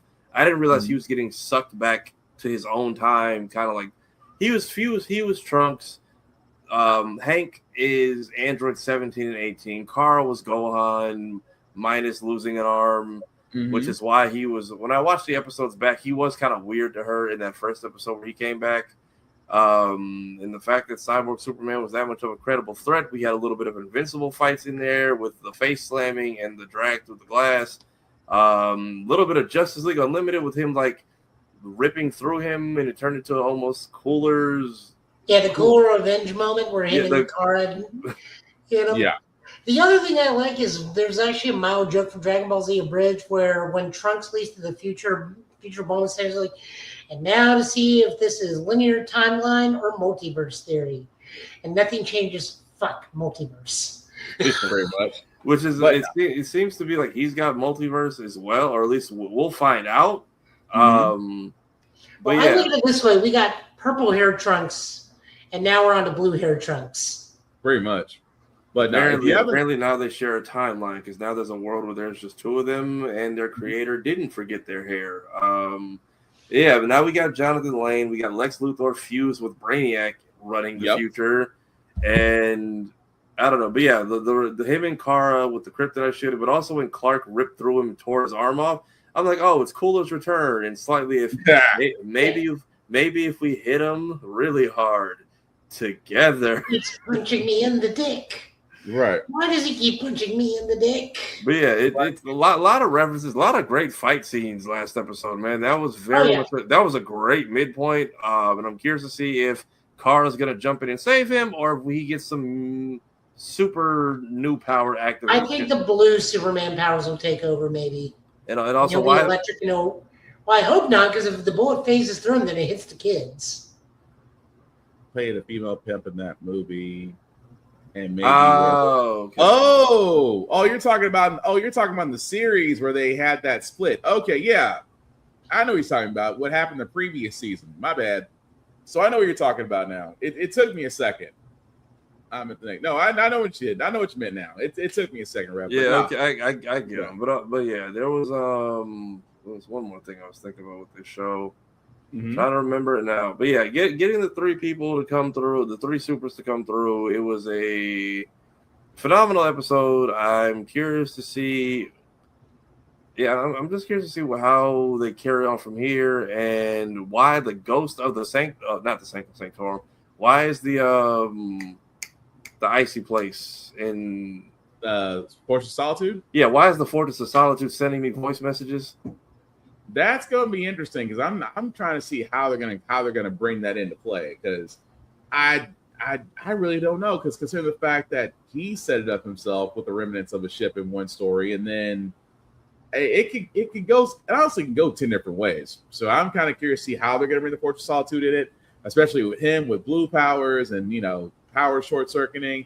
It's going to be an interesting like I said, if you haven't seen My Adventure with Superman, this current season that they're on right now, highly recommend that you do because Jimmy has more money and then loses money and then somehow gains money and then now apparently is about to be hunted by Kara. So yeah, Jimmy is what, negative $1,500 in debt? Yeah, he is. I mean, that man had money and then he blew it in one season. I was like, really, of all things, Jim. But anyway. Check out my Adventure with Superman on Adult Swim or HBO Max. If you got it, you will definitely not be disappointed. But that being said, guys, we are definitely going to wrap it up. We know comics this week. We will be back, hopefully, with comics on the next side. But let us know what you guys have been reading so far.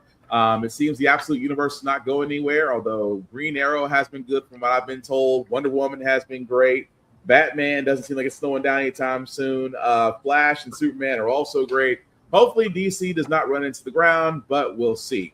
But with that being said, we do want to thank everybody that liked, that watched, that shared our show, letting people know this is live. We certainly appreciate it. Shameless plugging as we usually do on our way out. I start with the man, the myth, the legend himself, who's always doing something. Tafari, well, if you know what you're doing, where you can be found, sir. Yeah, you can find me on the main channel, mostly doing shorts. I haven't had to make a new video in a while because the gaming world keeps just letting me recycle old stuff. That or the annoying world that is IRL streamers and the infection that they are spreading to every place in the nerdy spaces. Very much there are things being worked on behind the scenes about that. I think it'll be less of an issue next year, hopefully.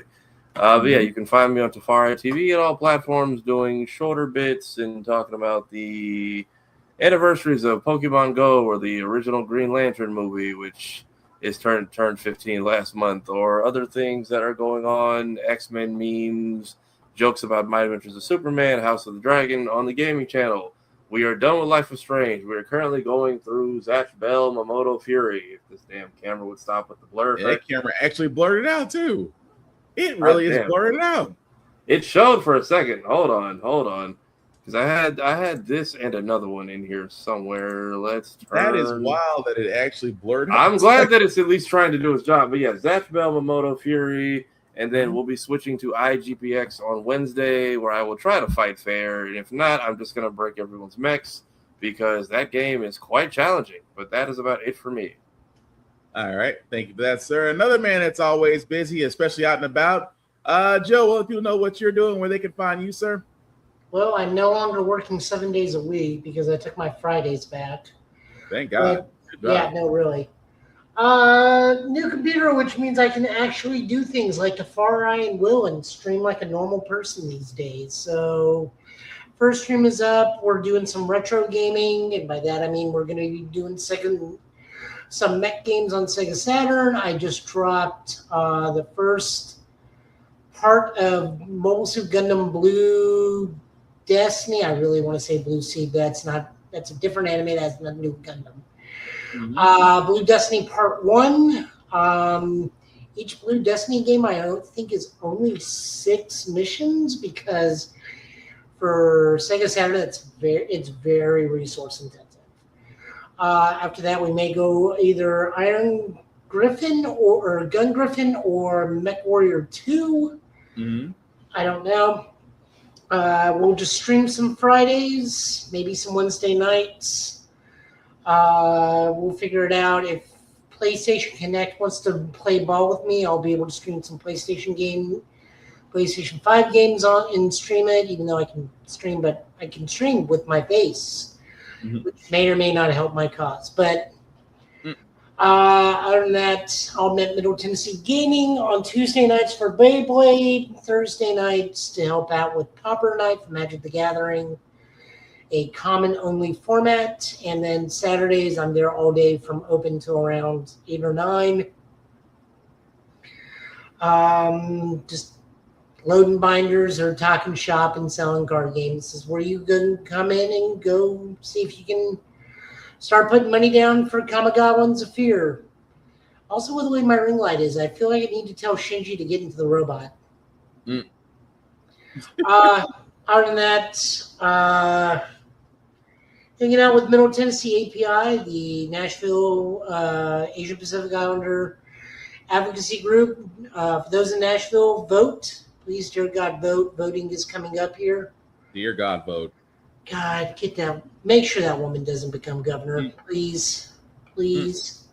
Her dumbass smashing fortune cookies, thinking it's a Chinese thing when fortune cookies were made by Americans in California, and Tennessee is the biggest maker of fortune cookies.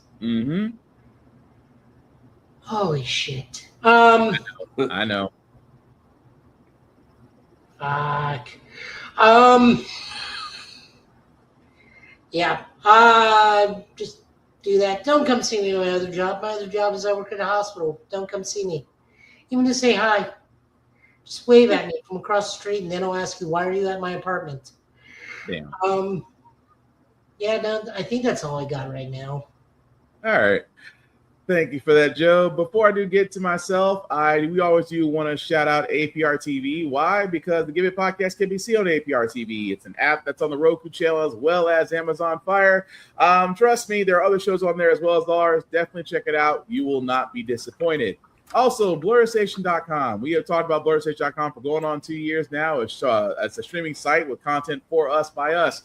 Movies, television, anime, you name it. $10.99 a month to stream Blur Station, and Blur Station can be streamed on all smart devices. Also, check us out, the Give It Podcast on YouTube. Literally type in the GB Podcast. We are the first thing that shows up. Very proud about that. You can definitely hit the like, share, subscribe, and notification button. So anytime that we do go live or we do upload a show or we do do a playthrough or a review, you'll definitely be notified about it. Also, at the same time, thank you all 113 subscribers. We cannot thank you guys enough for rocking with us. If you are new to the page, definitely hit the like, share, and subscribe button. Again, thank you as we try to build this page up, as we try to make it bigger. And like I said, if it takes over to be our main jobs, we won't complain. Also, check out Blurred's Eye View. Myself, Tafari, and others of our podcast brethren on the show as well. We are currently in off-season status. We'll be coming back hopefully in September, I believe. But in the meantime, you can check out Blurred's Eye View on YouTube. Again, Blurred's Eye View, and you can definitely like, subscribe there. If you'll scroll down, you'll be able to see everybody there and follow them at their own separate pages. Follow Roomful of Blurs. She usually does streaming.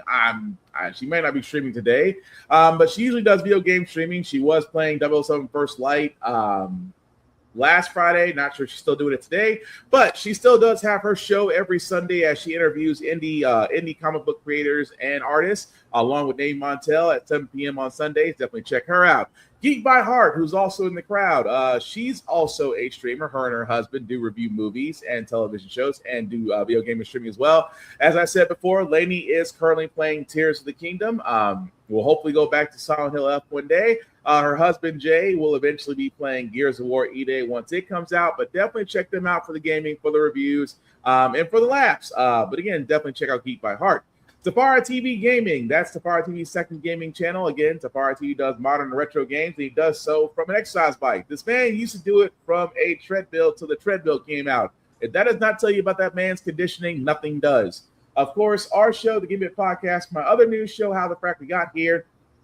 Navy Montel at BlurredCon Speaks does gaming as well with Marvel Snap, but he also interviews cosplayers and artists as well. Definitely check him out. Shoko, our looter shooter that covers Overwatch and Marvel Rivals. She was actually playing a little bit earlier today. Definitely check her out. Laura the Culture, as he covers everything in Hollywood as well as comics, and of course, Tafari TV's original channel. And last but not least, although she is not pictured here, definitely check out Whoop-De Freaking Do and her nail artisan page at Fresh Press by Z for all your nail needs. You will definitely not be disappointed. Like and share and follow everybody, as we all have something to add to the culture. And trust me, we're all funny. At least I think so. And like we were saying earlier, guys, we wanted to show this because, again, con season is coming up. If you went to DreamCon, cool. I know a lot of people had fun as it being the first con. Shout out to Demetrius at Hellspawn Cosplay for Blurred and Powerful. If you go to blurredandpowerful.com and you go to Black-owned Comic-Cons, he actually has what's called the Green Book of Black Conventions. As you can see here, this is a listing of cons by state that you can go to if you're close enough or if you feel the need to travel. You can definitely go down here as these links all go to the home cons themselves. Again, we're trying to spread the news about cons and how fun they are, how much time you can have, the things you can learn, the shops, the events. Trust me, it is definitely a fun time if you've never been to one, but definitely check out Blurred and Powerful, especially the Black-owned comic conventions. He also has a shop there. He also has news about how you can help and contribute, because again, we're trying to create a safe space for blurs and nerds to enjoy cons and just, try to avoid IRL streamers to begin with. Yes, it actually happened.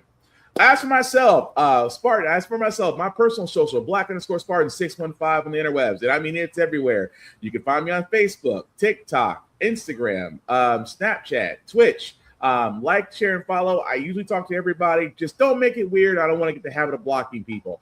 At the same time, guys, as we're signing off, mental health is important, guys. With everything that's going on in this world right now, mental health is everything. Please take advantage of the services and therapies in your area, because great mental health is, above all else, is what makes a healthy body. I haven't said this in a while, but I need to bring this back. If you have the ability to make somebody happy, for a minute, a day, or a lifetime, please do so. The world could use more of it. At the same time, gentlemen, go to the doctor. It's not that hard. We got to stop making this excuse that we can keep putting it off. You never know what's going on into your body until you finally take the time to take care of yourself. So just like women got self-care Sundays, we got to take care of ourselves to be around for the ones that we love. Also, like I said, we talked about cons. The rules still do apply, ladies and gentlemen. Rule number 1, respect the cosplayer at all times. Cosplay is not consent. Please treat people like human beings. In other words, show respect or get stepped. Your choice. Rule number 2, hygiene is important, guys. Soap, water, deodorant, all the above. If you're going into a closed off space, please make sure that you've taken care of yourself in every area, including your teeth. Because again, nobody wants to smell bad breath, their back turned to you, and nobody wants to think you're funky just because you decide this was the day that you're going to wear that underwear for 4 days in a row. Again, cleanliness is above all else helpful, especially the fact that everything that's going around in the world today. And the last one that I have for myself, that I have for everybody else, guys, be nice, be kind, talk, share, and invite people to your fandoms. Don't be a dick, and you won't get jumped. At the same time, as we said, with BlurCon having their wrestling theme for next year, hey, if you dress up, don't just the only thing I will tell you, don't dress as Hogan. You'll get jumped. I'm just gonna go ahead and tell you right now. You dress up as Hogan going to BlurCon next year, 9 times out of 10, you will get jumped. That also being said, as we wrap this up, guys, we know it's the weekend.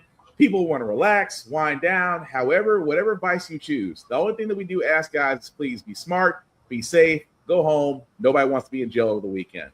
That being said, we'll hopefully be back here next Friday, same Get Bit time, same Get Bit channel, with news of the week, as well as anything else that may appear, or, if Sony comes to their senses and says, you know what, we're going to go back to just keeping disc. We don't know. But with that being said, guys, any last words we call tonight? Need something to do this weekend. The Odyssey is out. I heard Nolan has got another hit on his hands.